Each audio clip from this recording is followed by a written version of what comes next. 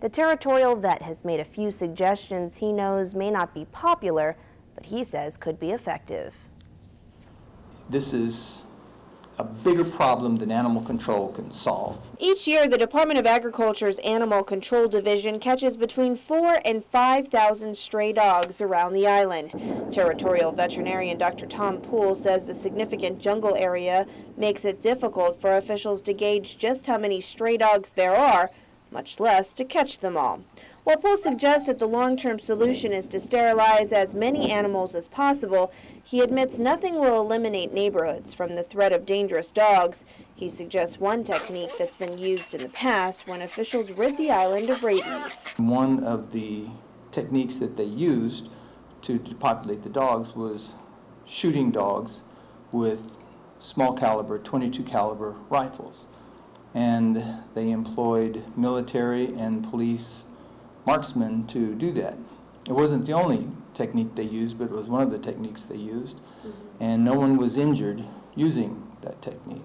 The territorial vet says he suggests having the lethal option only for dangerous canines that have attacked people and continuously managed to evade animal control. I would like to have an option that works to take these animals, off the page somehow.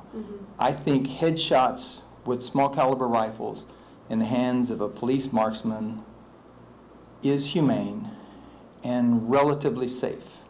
You have to understand that we're not talking about something that has no risks if we do nothing. Right. There are very real risks. And so I propose that this risk is more manageable than the risk of leaving those dogs out there. Dr. Poole says he's opposed to the use of leg traps and poisons because it's harder to target the dangerous canines from the strays that just become a nuisance for neighborhoods around the island.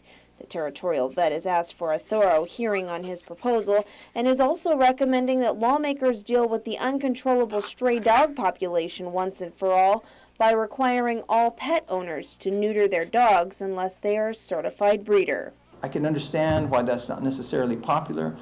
The community has to decide, do we want to do something about the stray dog population or not? And if we don't, if we're happy the way it is, peaches.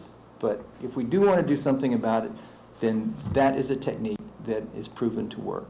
Poole says until the community commits to these solutions, the problems will continue. As for those dogs that do make it to the pound, many are kept for a minimum of 3 days, and Poole says 85% are euthanized in a humane way.